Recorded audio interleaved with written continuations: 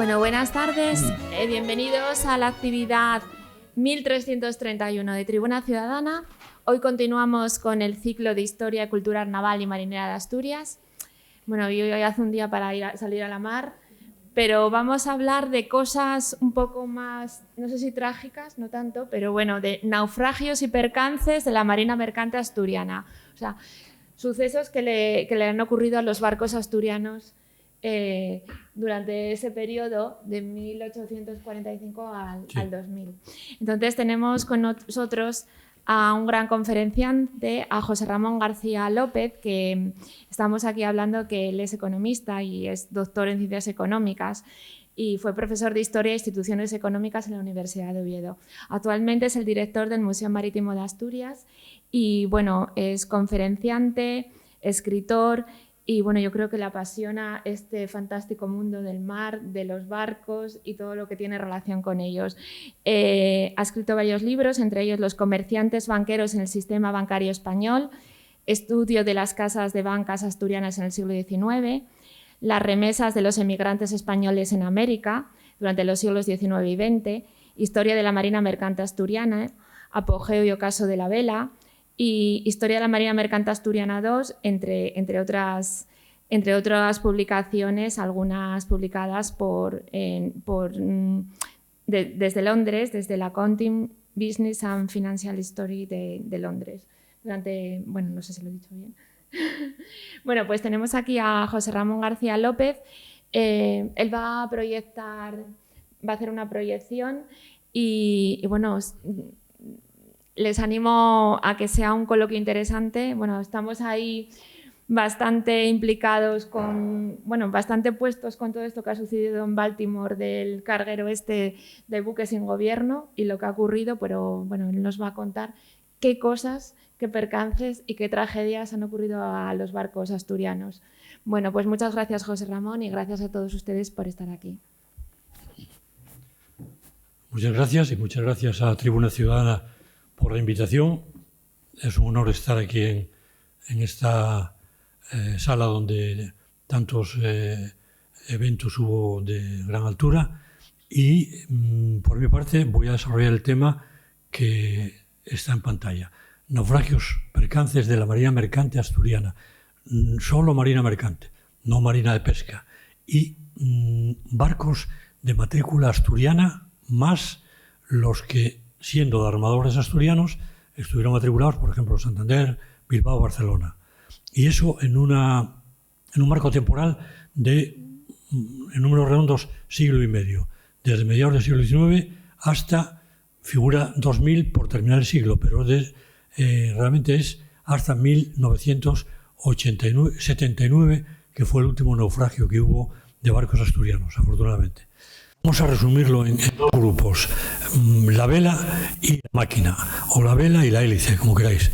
La vela predominó en el siglo XIX y fue coleando ya hasta los años 20, ya como meramente testimonial. La máquina, el primer vapor asturiano, fue de 1857, que fue el Jovellanos, y empezó ya a ser dominante en los años 70 del siglo XIX. No en los 80, como se dice habitualmente, que fue cuando hubo más toneladas de vapor que de vela, no. Antes de que hubiera más toneladas de vapor, ya el vapor dominaba, sencillamente por un factor de corrección, porque un barco de vapor hace lo que hace un barco de vela multiplicado por 5, incluso por 7. De modo que antes de que hubiera más tonelaje sumado de los barcos de vapor, ya los vapores dominaban. En todos los sentidos, en el cabotaje, en el gran cabotaje y en la navegación transoceánica. Bueno, aquí el tema que voy a desarrollar no tiene nada de literatura. No sé si esto es decepción o no. Todo lo que voy a decir parte de documentación. No hay nada inventado, ni siquiera adornado. Son puras informaciones extraídas de documentos y por lo tanto son enteramente fiables. No serán a lo mejor muy floreadas, pero poco se puede florear de los naufragios, pero ni siquiera en el más sentido de la palabra. Proceden fundamentalmente las fuentes de donde extraje la información en primer lugar, de los libros de matrícula o de registro, como se quiera llamar, de los barcos. Las ayudantías marítimas, las capitanías, las comandancias de marina llevan desde principios del siglo XIX unos libros donde registraban las biografías realmente de los barcos. Los barcos tienen algo de biográfico, en el sentido humano de la palabra. Tienen un periodo de gestación, se bautizan, se les pone un nombre, se les registran y luego tienen un final, pues ahora como los humanos. En unos casos mueren y en otros casos se desguazan. Se aprovechan partes de los barcos. Bueno, pues en estos libros de registro figura todo el historial, desde que se matriculan hasta que se dan de baja por una de las razones ya dichas: naufragio, desguace o, una tercera, venta y pase a otra matrícula. Por lo tanto, estos libros tienen toda la biografía, con excepciones. En pequeños puertos, los pequeños barcos apenas tienen historial y en algunos casos, pues en unos cuantos, quiero recordar, por ejemplo, Vegadeo, Tapia, Llanes, Ribadesella, se perdieron los libros de registro y por lo tanto se perdió buena parte de la memoria. Por eso, lo que yo voy a hacer aquí ahora son todos los que están, pero quizá no están todos los que son. Muy pocos habrán escapado. El trabajo se hizo sobre 352 casos. Son todos los que yo encontré en esta fuente de los libros de matrícula de buques, complementado con otra fuente de información también muy fiable, que son los protocolos notariales. Cuando hay un accidente, una avería, como se llama en la mar, el capitán acude al notario para hacer una protesta de mar, para salvar su responsabilidad, culpando a los elementos o al estado del buque de lo que fue un naufragio o un accidente. Esas protestas son una información muy rica y casi del todo fiable. Digo caso porque no vamos a sospechar del notario, porque da fe de lo que oye, pero sí podemos sospechar del declarante, que incluso con testigos puede edulcorar o exagerar lo que pasó en función de lo que puede ser una responsabilidad suya o no. No obstante, generalmente son muy aprovechables porque el capitán describe con pelos y señales todo lo que ocurrió en ese accidente. Y luego hay otras fuentes también muy fiables, por ejemplo la prensa. La prensa indudablemente da un dato rigurosísimo, que es la fecha. Y luego aporta, sobre todo hablamos ya del siglo XX, pues una parte de entrevistas, investigaciones, indagaciones que hizo, que complementan en gran parte a lo ya dicho, que son datos fríos. Los libros de matrícula no se andan con ninguna floritura, van escuetamente a lo que sucedió. Y finalmente otros documentos que aportan información que son, esos ya mucho más raros. Diarios de navegación, documentos de las navieras, estos lamentablemente son muy escasos. Bueno, pues con esos mimbres se hizo el cesto de lo que voy a empezar ahora. Y vamos a empezar viendo una panorámica de lo que sucedió. Y lo mejor son la fría estadística, que son los que dan una idea de lo que sucedió en la Marina Mercante Asturiana. Como vemos ahí, de los 352 naufragios, 258 terminaron en pérdida total del buque. Supongo que se lee bien, ¿no? Es decir, el 76% de los accidentes recogidos en esta, no es una muestra, pretende ser exhaustiva. Si lo conseguí o no es otra cosa, pero pocos quedarán fuera, sobre todo en cuanto a naufragios importantes. El 76% terminó en pérdida total, siniestro total, que llamarían los seguros. 28 resultaron con daños graves o muy graves, un 8%. Con daños leves, un 10%, 36%. Y luego hay 20, un 6%, que no solo no sufrieron daños ni naufragaron, sino que continuaron navegando. Puede haber sido un pequeño abordaje, una varada, que eso se recuperaron sin ningún problema y continuaron. 268 barcos perdidos harían temer verdaderas catástrofes. Sin embargo, cuando vemos ya no los barcos, sino los que iban a bordo, hay una sorpresa agradable en ver que con víctimas mortales solo hubo un 75% de los casos, 268. De otros no consta ningún dato en ningún sentido. La sospecha es que de esos algunos terminaron en naufragio, y probablemente en el peor de los naufragios, en el que nunca más se supo de un barco que partió de un puerto con destino a otro. Y luego hay otros 50 que causaron víctimas mortales. En cierto modo, esto es un pequeño alivio, pensar que solo el 14%, que es mucho, pero que en términos comparativos y relativos, pues es un cierto alivio pensar que hubo muchos que se escaparon de la muerte en esos naufragios. En total, constatados hay, por mi parte, 450, pero que pueden ampliarse 50 más porque los que desaparecieron sin dejar rastro no sabíamos a ciencia cierta cuántos iban a bordo, cuántos tripulantes, incluso si llevaban algún pasajero que solían llevar estos que costeaban. Y por otra parte porque hay uno, el mayor de todos, que fue en 1848, que fue una fragata que naufragó a 2 leguas de la costa y que fallecieron prácticamente todos. Solo se salvaron 5 dicen las fuentes, de más de 100 entre tripulantes y pasajeros. Más de 100 no sabemos cuánto era, pero si se salvaron solamente 5, pues hay que pensar que la mortandad fue importante. Fue el mayor naufragio.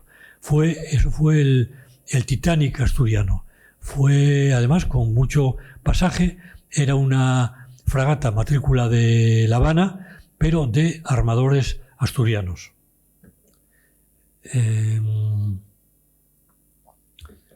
Vamos a ver, porque pueda saber el nombre.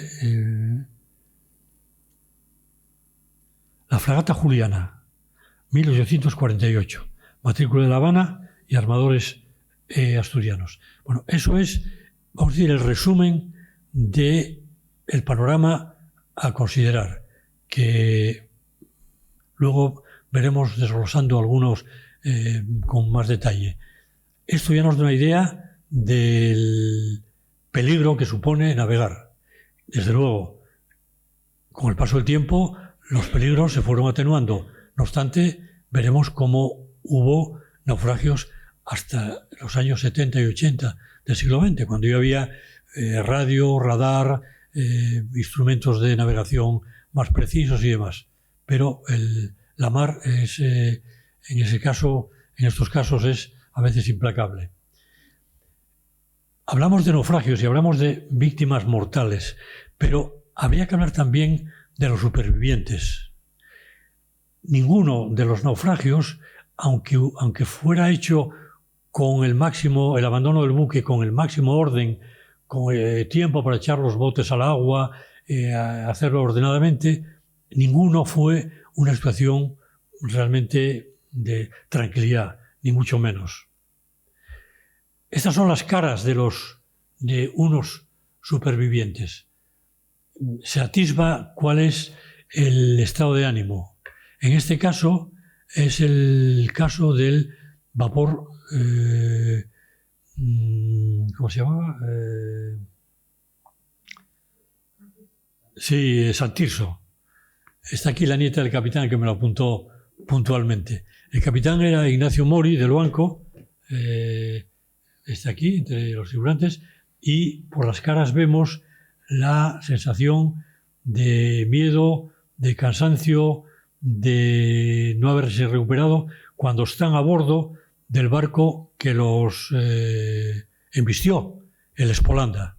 Fue una noche del año 63, 28 de abril del año 63, cuando iba la tripulación durmiendo en una situación de niebla, y los testimonios de los supervivientes de uno y otro barco insisten en que iban continuamente haciendo sonar las sirenas. A pesar de todo, el Espolanda embistió con la proa de costado al Sant Tirso, que se hundió en términos de 10 minutos. Imaginemos lo que es ir durmiendo y tener minutos para encontrarse con la situación y hacer abandono del buque. El abandono fue ordenado por el capitán, como tiene que ser, un abandono ordenado, y el hecho de haber sido embestidos con un barco que quedó a flote facilitó el traslado a la otra embarcación, al otro barco. Bueno, esto ocurrió el 28 de abril del año 63 y es lo que nos hace ver cómo la tragedia es general. Obviamente, cuando hay muertes es mucho mayor, pero nunca es pequeña en la mar.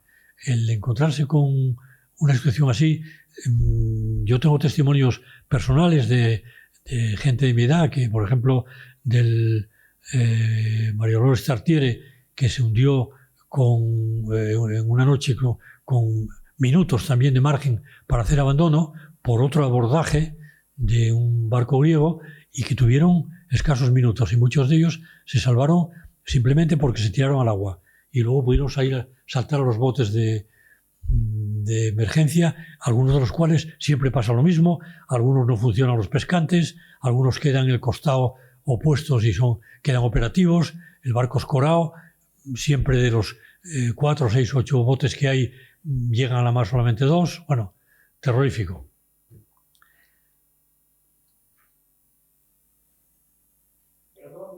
Sí, adelante. ¿Cómo? Durante ese tiempo hubo una galerna muy importante. Siempre hay galernas. En este caso, en el caso de Sant Tirso, la mar estaba bella y el caso fue la niebla. Hubo una galerna muy importante, que fueron barcos a pique, barcos de pesca. Bueno, una no, hubo más. En ambos casos no hay problema de temporal. Vamos a pasar precisamente ahora a ese tema. Primero vamos a ver los naufragios según el tipo de propulsión, distinguiendo vela y máquina.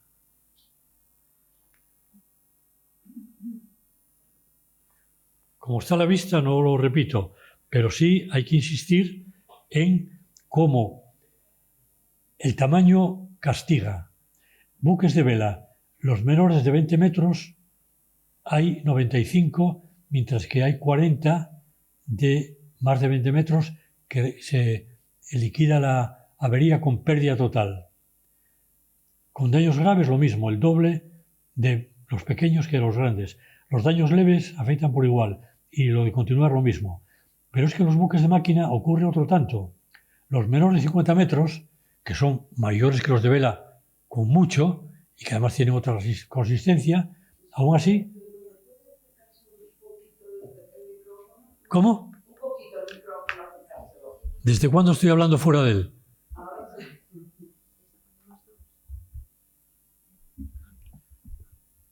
Bueno, ahora en estéreo se verá mejor, supongo, ¿no?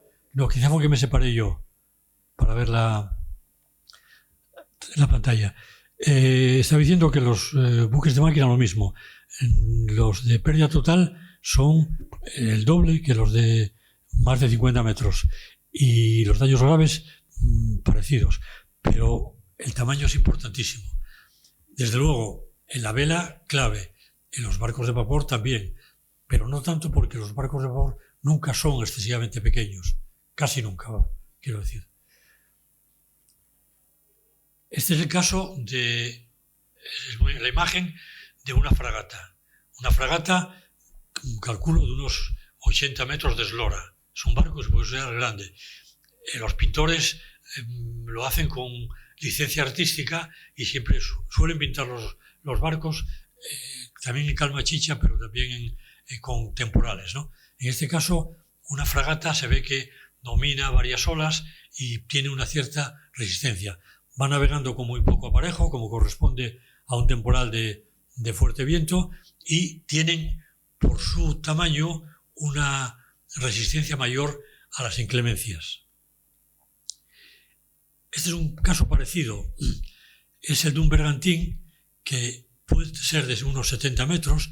Es un barco grande, como bien demostrado, porque los palos tienen las tres partes de macho, mastelero y mastelerillo. En este caso, el temporal barrió los mastelerillos del mayor y del mesana. Y con ello lo que hizo fue, además, arrastrar las pocas velas con las que navegaba. Este es un caso, refleja una situación de extremo peligro. El barco se queda prácticamente sin gobierno. Ambos cuadros están en el museo. Este llegó al museo por la vía de una familia conocida que, por los Suárez Pola, que dieron nombre los hermanos Suárez Pola, Mariano y Antonio, fueron el primero un prócer que dio a Luan con una serie del instituto y una serie de donaciones importantes, y su hermano Antonio fue un gran capitán de la marina mercante. Uno de los dos, seguramente, es una deducción, sospechamos que alguna travesía del Atlántico pasó en malas condiciones, con una situación parecida, que les hizo encargar una pintura que reflejase lo que ellos describieron, porque los pintores los retratistas de barcos solían hacer por encargo lo que les pidiesen, y como sabían de aparejos, solían hacerlo con mucha precisión. Es posible que este caso sea el de una travesía aciaga en la que estuvieron a punto de naufragar, y no como esboto, porque lo tenían en su casa, pero sí quedó como un recuerdo de lo que fue una travesía verdaderamente, seguramente inolvidable por esos motivos. Pero estos barcos en la matrícula asturiana eran los más pequeños. Fragatas hubo un par de ellas, una tercera que luego se vendió. Bergantines grandes, estoy hablando de fragatas y bergantines grandes de 30 y máximo 34 metros. O sea, uno va a Avilés y los barcos de pesca que están allí tienen estas medidas, aparte de otras ventajas que tengan. Estos barcos son relativamente pequeños, pero es que fueron excepcionales por grandes, porque lo normal es que fueran de mucho menos de 30 metros, de menos de 26, de 22, 21, 18 metros.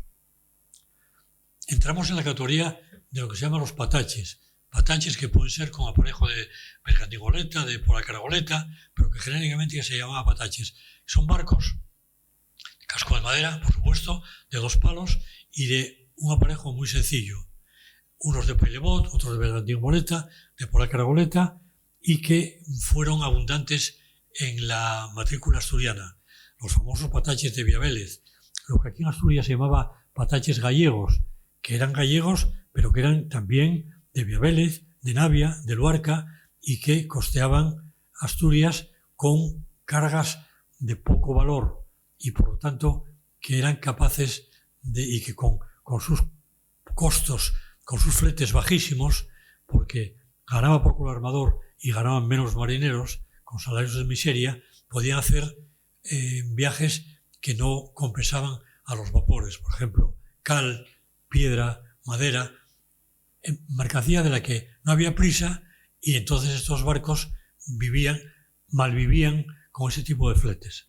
Los pataches fueron muy habituales en Asturias. José María Pereda los describe muy bien y tiene unas páginas dedicadas a ellos, porque él los veía en Santander amarrados, esperando fletes que nunca llegaban, porque era una miseria, y decía textualmente: algunos dicen que alguna vez fueron nuevos, yo nunca los conocí así. Verdaderamente eran barcos con muy poco mantenimiento, con unas dimensiones de, lo dicho, 18 a 22 metros, que eran carne de desapariciones. Cuando había malas mares o temporales, muchos de ellos desaparecieron sin dejar rastro. Algunos de estos, seguro. Por ejemplo, este de la izquierda es el José Ron.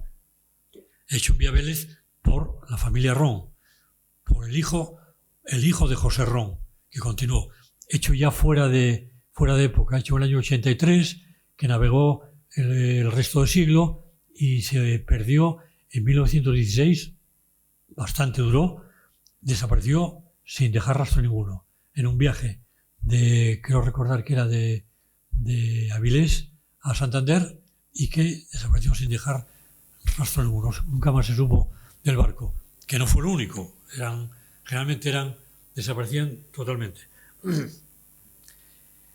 Estos barcos de vela,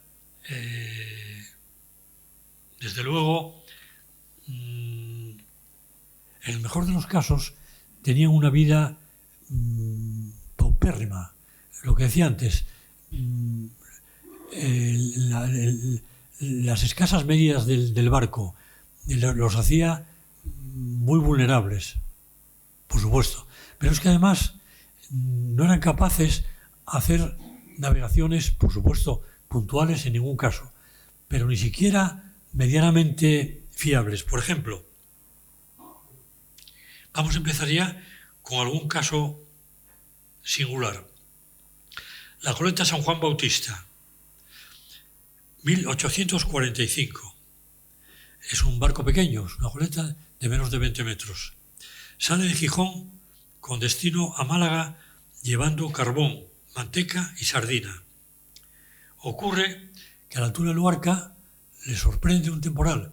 Le sorprende porque no tienen más información que la que el patrón o el capitán ve por las nubes. No tiene ninguna información, ninguna capacidad de previsión. Barrunta, con eso el barómetro, algo posiblemente, pero cuando llega ya es tarde. Bueno, pues a la altura de Luarca, las sorprende un temporal. Lo primero que piensan es arribar a Luarca, pero no lo consiguen. El temporal los va echando hacia atrás. Intentan arribar a Avilés, tampoco consiguen entrar. Doblan peñas, intentan quedar al abrigo de peñas por el este, tampoco lo consiguen. Llegan a Luanco, intentan entrar, tampoco el temporal se lo permite. Doblan Torres, al abrigo de Torres intentan quedar, tampoco lo consiguen. Deciden por fin entrar en Gijón, llegan a la barra y naufragan. Es decir, flete perdido, barco perdido, no hubo víctimas. Barco perdido, flete, tiempo, etcétera, etcétera. Miseria total. Otro ejemplo, el Quechemarín Dolores, más pequeño todavía. Son barcos como lo que aquí llamamos lanchona, que era una lancha de 2 palos, en este caso con un bauprés, con un par de foques, pero que era una lanchona, algunos incluso sin cubierta. Bueno, en este caso, el Quechemarín Dolores sale de Bayona de Galicia, para Coruña. Por lo tanto, van costeando, no hay mayor dificultad. Pero llega a Coruña y no puede entrar en Coruña. Entonces, el viento lo sigue echando fuera y lo echa por fuera de Ortegal. Dobla Ortegal, dobla la estaca de Bares, intenta entrar en Ribadeo, no lo consigue. Y luego va Luarca, tampoco. Y termina en Avilés. En eso empleó más de 5 días. Es decir, perdió el tiempo, perdió el flete y, por lo tanto, ni el armador gana, ni el patrón gana, ni la tripulación que suele ir a la parte recibe nada más. Esto fue la vida de los pataches. Fueron pataches y también no solo pataches, ¿no? Barcos mayores. Cualquier barco puede pasar por una situación de esta, de perder una semana totalmente, de ir a Sevilla con carbón a por aceite y no pasar de Ortegal o del San Vicente. Bueno, era una situación que el tiempo no contaba. Por eso cuando vino el vapor en Asturias arraigó muy rápido, porque por esa ley de las innovaciones técnicas que cuanto más tarde llegan, primero arraigan. En Asturias había una flota de barcos pequeños de vela y los vapores lo primero que hicieron fue aumentar la puntualidad. El barco de vapor está al margen de las inclemencias, con unos límites, pero bueno, y por tanto la puntualidad y las inclemencias le permitían hacer fletes con una previsión cierta, no había ningún problema.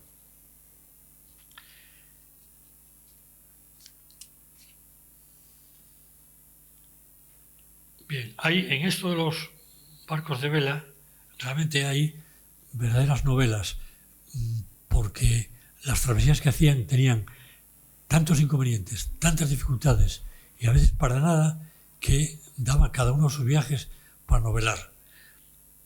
Y hablando de novela, pues la novela marina por excelencia, Moby Dick, pues tenemos también en Asturias un caso de Moby Dick. Es noviembre de 1867. Bueno, voy a seguir hablando de Moby Dick, no traigo ilustración, El caso de el Moby Dick asturiano fue el siguiente. Noviembre de 1867. El bergantín joven Carlos, de 24 metros de eslora, hace un viaje de Gijón, pretende hacer un viaje de Gijón a Vigo con cal, vidrios, alquitrán y otros efectos. Cuando están llegando a la estaca de Bares, a las 5 de la tarde, vieron, textual de la declaración del patrón, vieron a corta distancia, por la mura de babor, un grande animal de color oscuro, que cuando estaba a 2 brazas, dobló la cabeza, colocándose bajo el costado, sintiendo en aquel instante un estremecimiento, viéndole salir por la misma aleta del costado de babor, observando que la mar quedaba bañada en sangre. Un grande animal de color oscuro que embiste no puede ser otra cosa que un cachalote, como Moby Dick, que no era una ballena, como sabéis, era un cachalote. Bien, la mar quedó bañada en sangre, pero el buque empezó a hacer agua. Era, como digo, un bergantín de 24 metros, o sea, curioso, no era ningún cascarón en términos de la época. Entonces el capitán o el patrón en el momento mandó picar la bomba, es decir, dar las bombas, porque vio que el agua estaba entrando en grandes cantidades y que alcanzaba ya el piso de la cámara. Sigue declarando el notario. En tales circunstancias tratamos de hacer cuanto fue posible para desaguar, pero vimos que en lugar de disminuir, el agua aumentaba, con lo que decidimos poner proa a tierra, con objeto de salvar vidas y hacienda, por hallarnos a unas 7 leguas de Luarca. Van hacia Luarca, 7 leguas es una distancia importante. Toda la tripulación se iba achicando con las bombas, pero todo era inútil porque el buque cada vez se calaba más. Determiné entonces echar el bote al agua con el objeto de salvar las vidas. Cogí los papeles y los marineros parte de su ropa y nos hicimos a la mar con dirección a Luarca. 2 horas más tarde el barco ya lo había tragado la mar. En este caso fue indudablemente un cachalote. Esto fue realmente rarísimo. Yo no encontré ningún caso más y no es que los cachalotes anden como la merluza por el Cantábrico, ¿no? Fue una excepción que embistió y fue una excepción que dio este resultado. No solo naufragaban los barcos de vela, también los vapores. El vapor Jovellanos, el que decía antes que había sido el primer barco en llegar a Asturias de casco de hierro y movido a hélice, pues naufragó en la costa de Almería y también se perdió. Fue en septiembre de 1869. En este caso, hubo incendio a bordo y el barco no pudo ser apagado el fuego y el capitán decidió, ante el riesgo, poner máquina toda en dirección a la costa y varar el barco, con objeto de poder echar los botes al agua y salvarse. Eso hicieron, echaron los botes a la mar, se hizo un abandono con orden y en la costa los carabineros habían ya avistado el barco y con los fusiles, con el fogueo de los fusiles, orientaron a los náufragos que consiguieron llegar a tierra sin más novedad. Bueno, otro naufragio verdaderamente heroico. La noche del 2 de diciembre de 1893. Hay un fuerte temporal. Bueno, vamos a hacer un paréntesis porque se me olvidó decir antes las causas de los naufragios. Que vamos a continuar con un naufragio, pero ahora las causas que motivaron los naufragios, según fuesen los barcos de vela o de vapor, y según fueran las causas externas o internas. Las causas externas, la primera, la más importante, sin ninguna duda, el 80% de los casos fueron los temporales. Los temporales fueron, en todos los casos de vela y vapor, los causantes de los naufragios. Luego sigue la niebla, con un 30%, aproximadamente. Y luego, dije mal. 78 casos de los estudiados fueron con temporales. 78, no por ciento, sino casos particulares. 35 fueron por niebla. Niebla que hace que haya colisiones o que el barco vaya hacia la costa y embarranque. El embarrancamiento es, por lo tanto, una causa secundaria, ya no es primaria. Hubo también causas de naufragios que fueron abordajes y colisiones, que fueron 23. Otra causa abundante fue rozar en bajos, en peñas que no están a la vista, que produjeron 10 casos de naufragios. Acciones de guerra, tanto los que hubo en el Musel como las de que los alemanes hacían los barcos, por ejemplo, el Ballesteros, el barco mayor de Asturias, en un viaje a América, que fue interceptado por un submarino alemán en Canarias, les dieron el alto, el barco tuvo que parar máquina, subió un destacamento de los alemanes a bordo, pidieron los papeles, interpretaron que la carga que llevaron era mercancía contrabando de guerra y mandaron al capitán que hiciese abandono, echaron todos los botes al agua, la tripulación embarcó en los botes, se alejó del barco y los alemanes pusieron el protocolo de costumbre, unas cargas de explosivos en el barco, se alejaron los botes, el submarino y demás, explosionaron las cargas y el mejor barco de la matrícula asturiana se fue a pique. Bueno, eso fueron, por acciones de guerra, 8 casos. Y como casos excepcionales como mala balización, un grande animal, como decían, como el caso que vimos, fueron, eso ya, puras excepciones. 1, 2. Causas internas que motivaron los naufragios fueron, la primera, vías de agua. Vías de agua no como consecuencia de embarrancamientos o abordajes, no.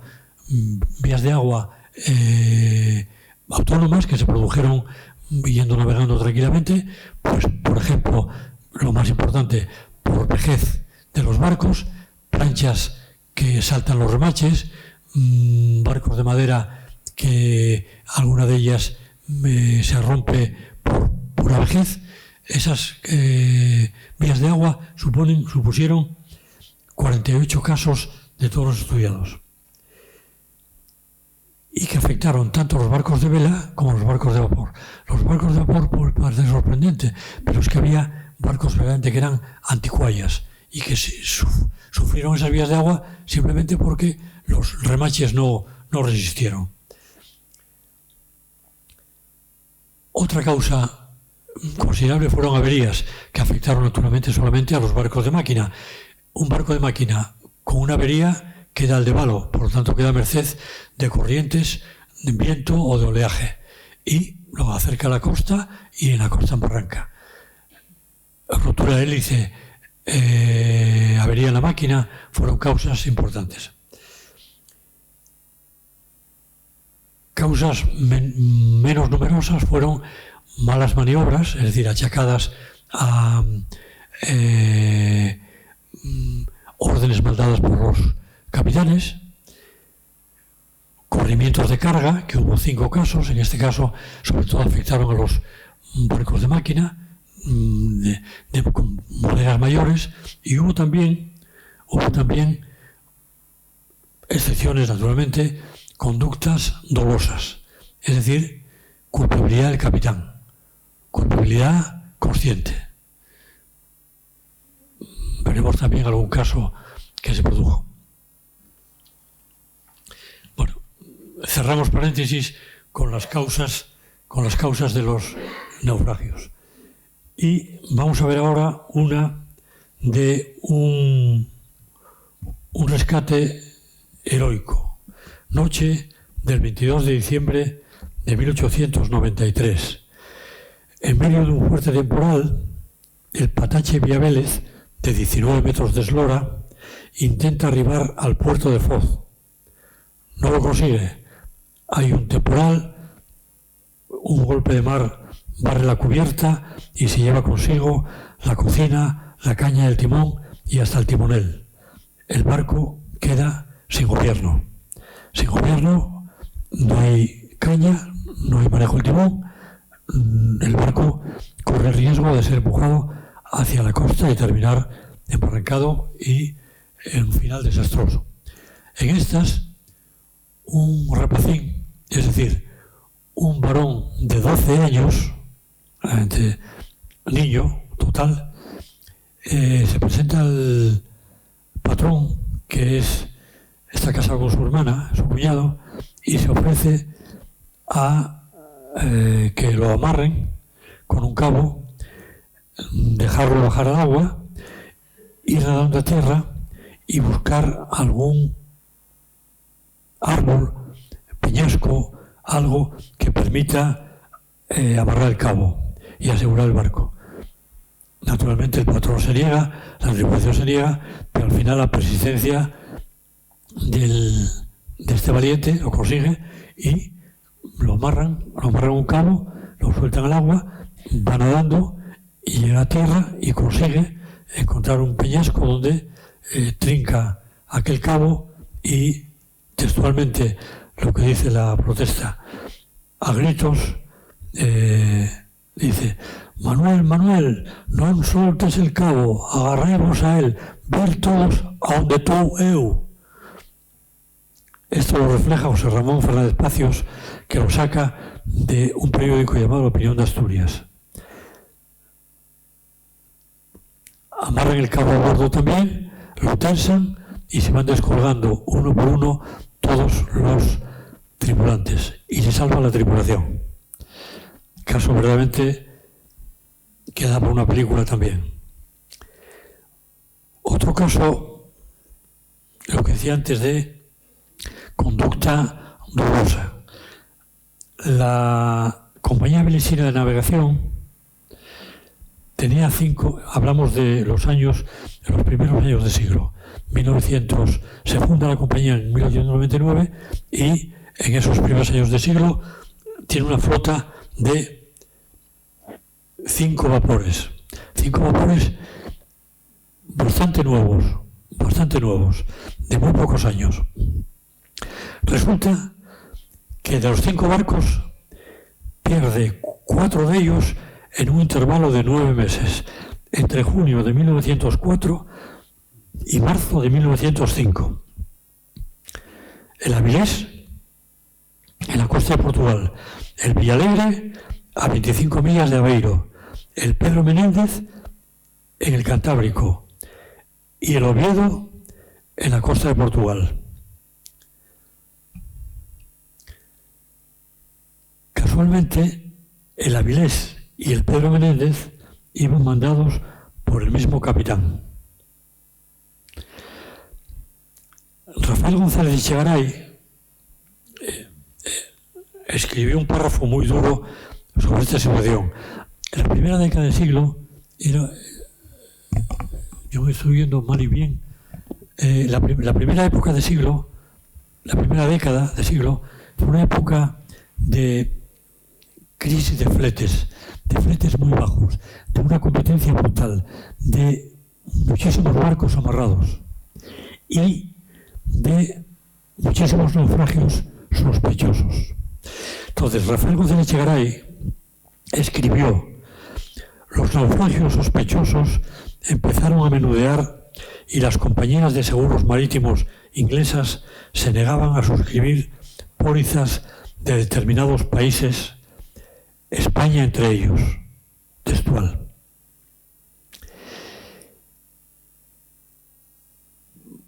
Realmente la Compañía Vilesina de Navegación participa de esta sospecha. Que el mismo capitán lo sea, dos barcos naufragados en tan poco tiempo, aumentan las sospechas.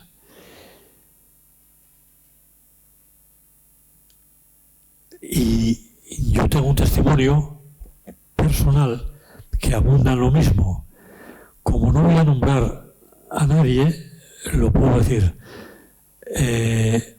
Un puerto asturiano, de cuyo nombre no quiero acordarme, era este capitán. Y tuve ocasión de conocer en una entrevista a un marino de ese puerto, que me contó que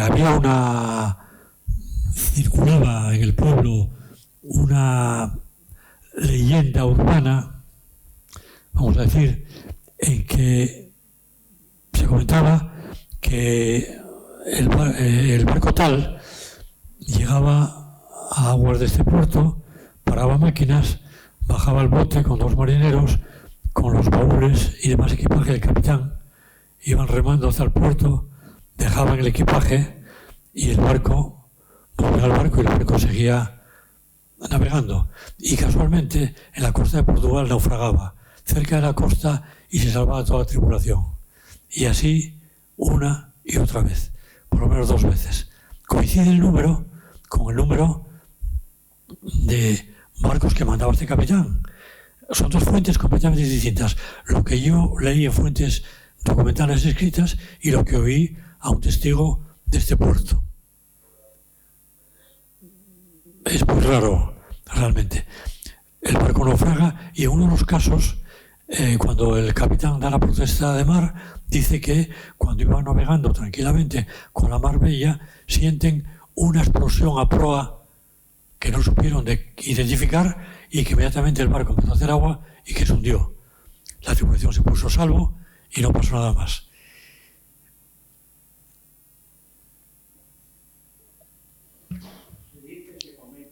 ¿Cómo? Que se dice, se comenta, que el Santo Cristo de Candás lo encontraron unas lanchas que... Sí, eso hablamos otro día, porque eso entra dentro de la pesca.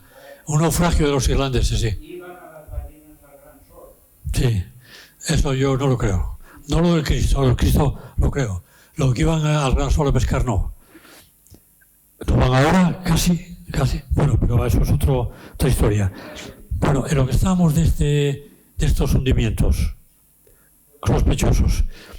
Ítem más, hay un testimonio que todo el mundo conoce porque está publicado, el doctor García Morán, con clínica en Oviedo, muy famoso porque escribió deliciosos libros como La pesca de la lubina en el occidente de Asturias, que me regaló Evaristo Arce en su día, aquí presente. Ahí sí tienes toda razón. Y otro que era un álbum de barcos, los viajes del capitán García Morán, algo así. Que era, el capitán García Morán era Manuel García Morán, tío suyo, a quien conoció, trató y cuyo álbum de barcos tenía, que hizo el historial de todos los barcos que anduvo con una pintura y un texto. Bien.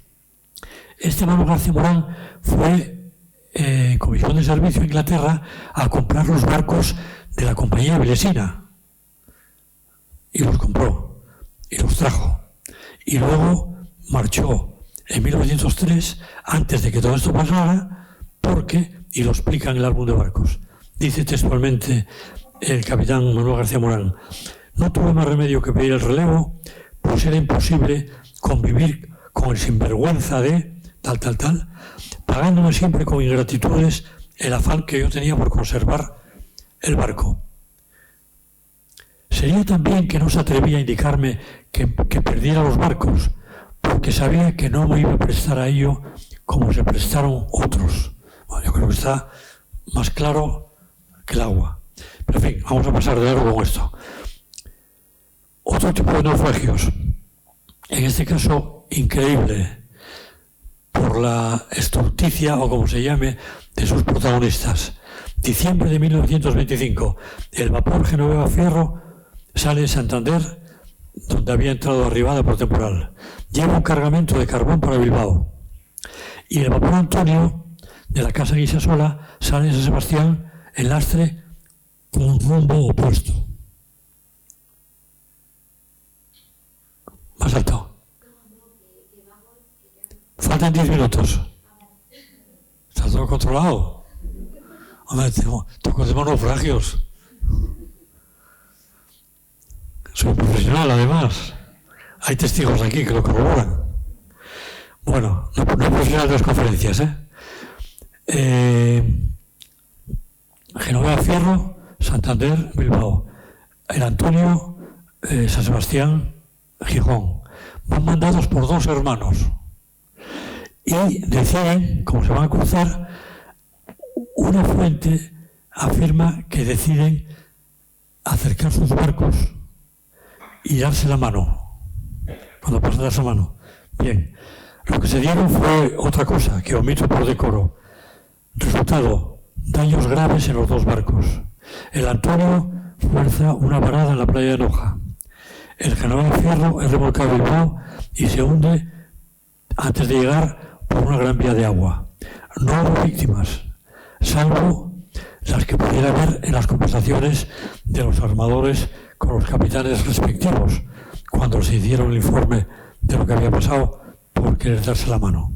Bien, finalizo con el último de los naufragios destacables. 1878, el capitán Nicanor Piñol Obies al mando del vapor Asturias. Los hermanos Piñol Obies, Anselmo, Sergio, Leodegario y Nicanor, salvo Leodegario que no tengo ningún dato, fueron todos marinos y grandes marinos. El pequeño Nicanor Piñol Obies mandó el vapor Piles y el vapor Barambio de la compañía de Gijonesa Navegación de Melitón González. En septiembre de 1878, el vapor Asturias,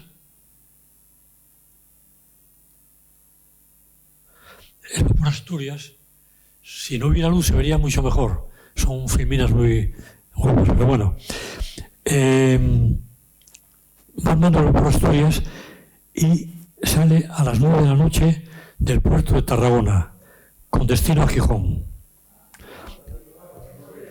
No pasa nada, lo sé de memoria. Sale del puerto de Tarragona con destino a Gijón al mando del vapor Asturias. A las pocas horas de salir del puerto, el barco, en medio de una niebla espesa, encalla en unos bajos de arena, lo que se llaman las golas del Ebro. Las golas del Ebro, donde el barco queda firme. El capitán Piñole ordena dar marcha atrás, no se mueve. Avante, no se mueve. Avante toda, no se mueve. Desesperado, va a su cámara, coge la pistola, se pega un tiro y cae muerto en el acto.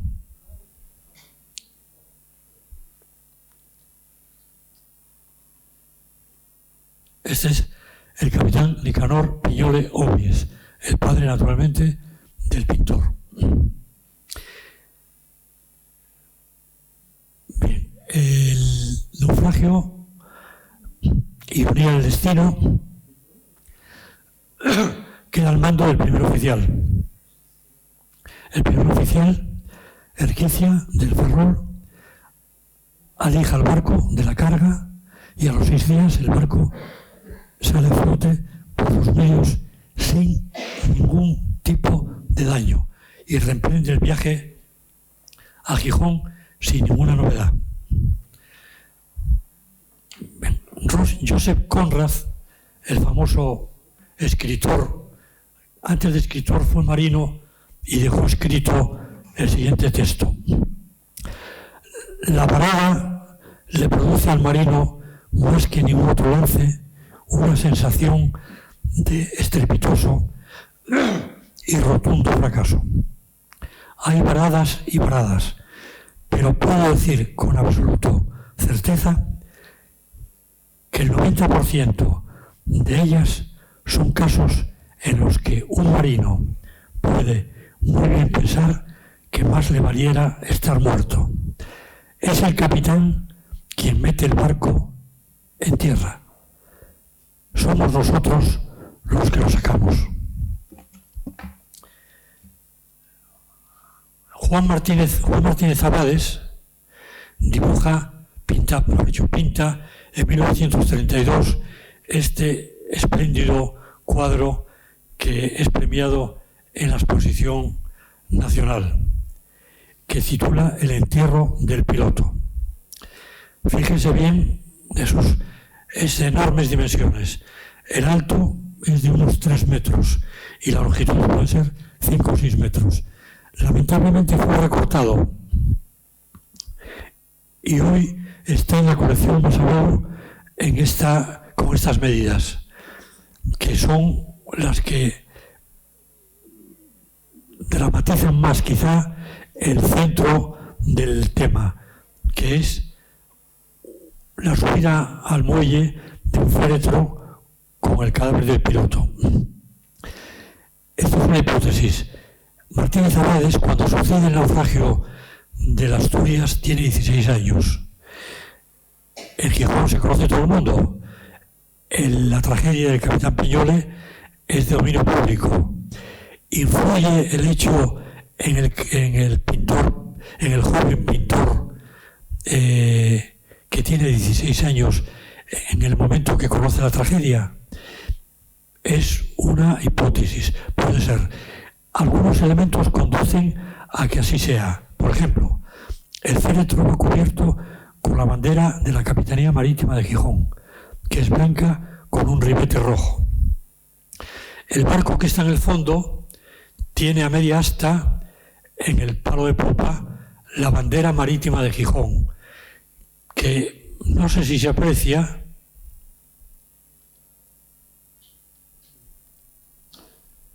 Bueno,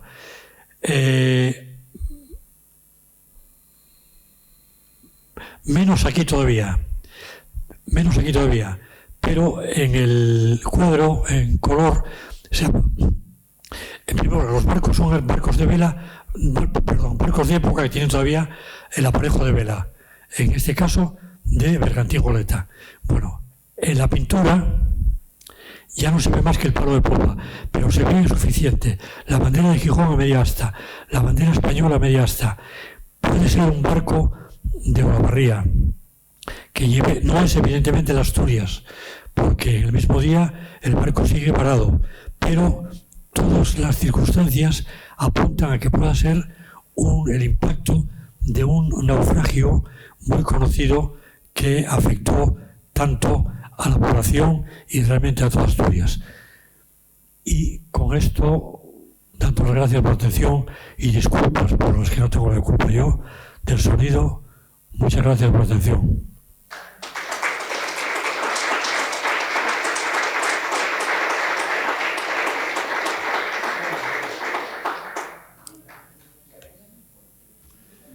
Creo que empleé una hora justa, Sí, ¿no?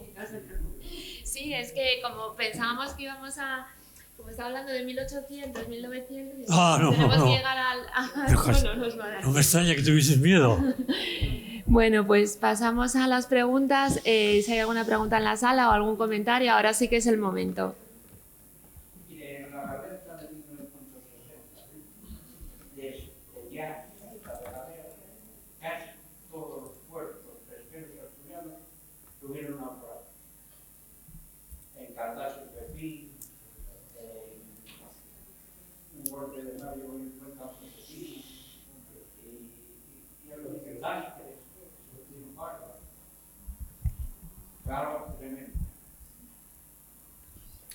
nada. No me voy a aludir por aludido. Eso son cosas de pesca.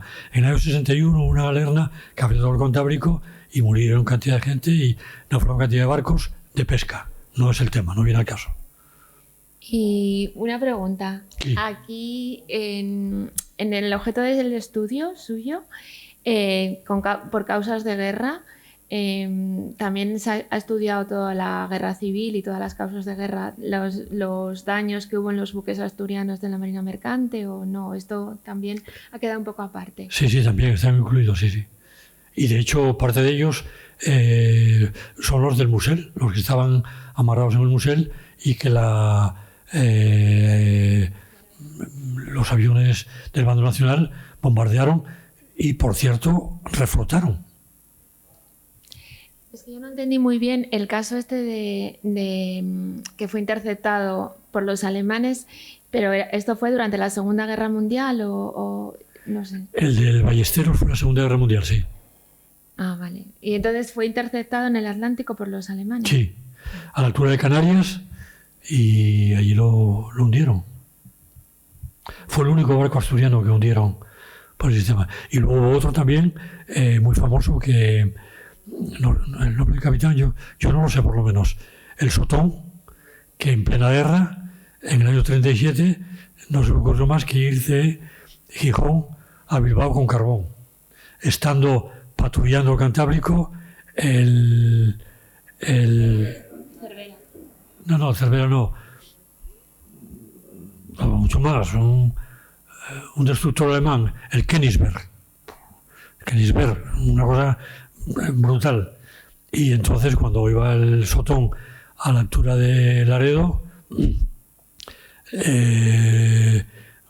mandó unos cañonazos de aviso, mandó parar máquinas y el Sotón paró, bajo una alegación del tal, mandaron subir a un oficial a bordo del Königsberg.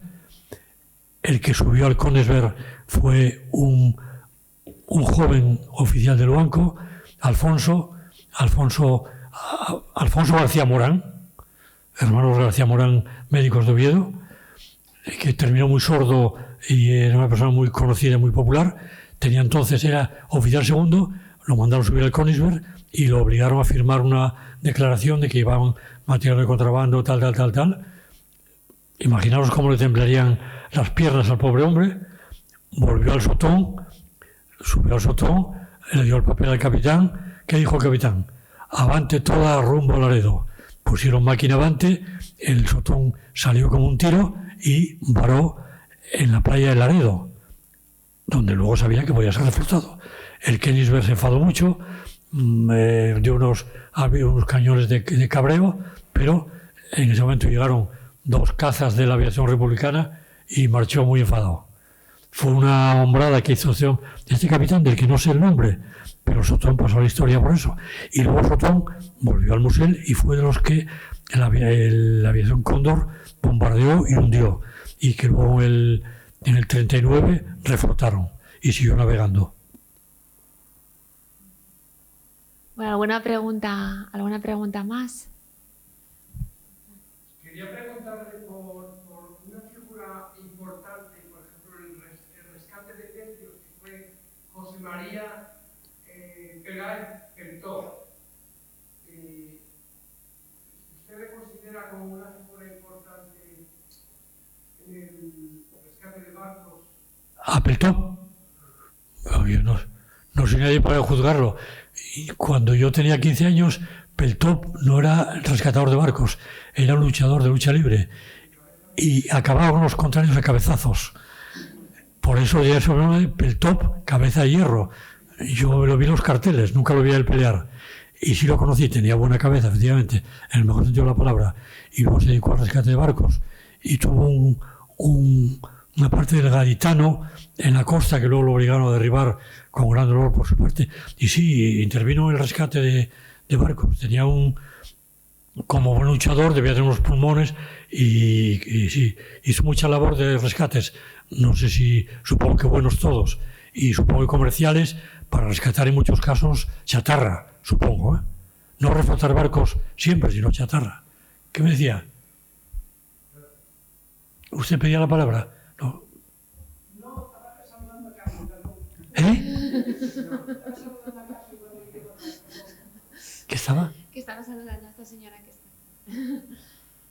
Yo a ver si es hija de Peltop y... Yo tengo otra pregunta. El gran naufragio este que nos contó al principio con tantas víctimas eran, supongo que un buque de pasajeros, ¿no? Que hacía la travesía hasta América, ¿no? Sí. Es el mismo que hay constancia, me parece que hay una sala en el Museo de Colombres donde se habla de eso, ¿no? Es el mismo.